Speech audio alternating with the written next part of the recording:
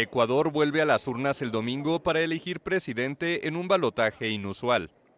Quien resulte elegido gobernará el país solo durante un periodo de 16 meses, para completar el mandato del conservador Guillermo Lasso, quien convocó a elecciones anticipadas para evitar su destitución por parte del Congreso.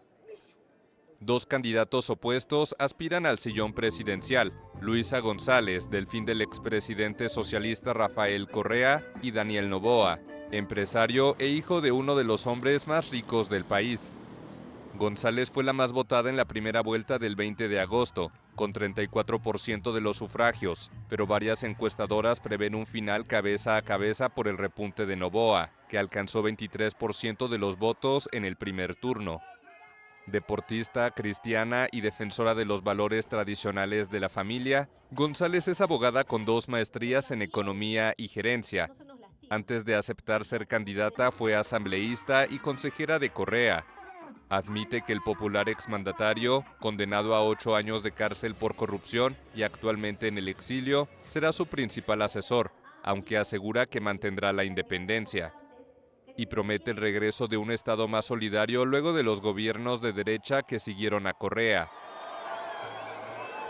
Quien nunca ha pasado un hambre, quien nunca cogió un bus, quien nunca peleó por un cupo, quien nunca fue a buscar trabajo, no sabe cómo transformar este país.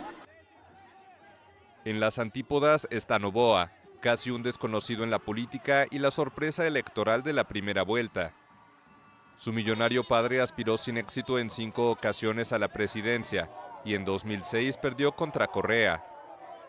El empresario promete enfrentar con mano dura a las bandas del narco y el crimen. Entre sus propuestas está la de crear barcos prisiones en alta mar para aislar a los reclusos y desconectarlos de sus redes. En este momento estamos totalmente invadidos por narcoterrorismo y tenemos que luchar con toda la fuerza que tengamos de la policía y de las Fuerzas Armadas para limpiar eso. Vivimos con cifras de violencia y cifras de muertes parecidas a una guerra.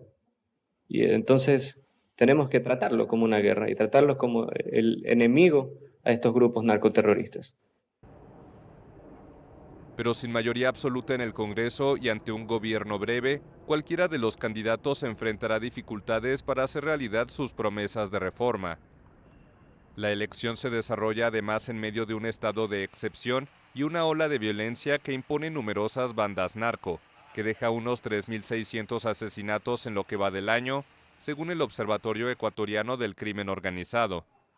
El asesinato del también candidato presidencial Fernando Villavicencio poco antes de la primera vuelta, así como de 7 presos implicados en su crimen, sacudieron la recta final de las campañas y atizaron el miedo.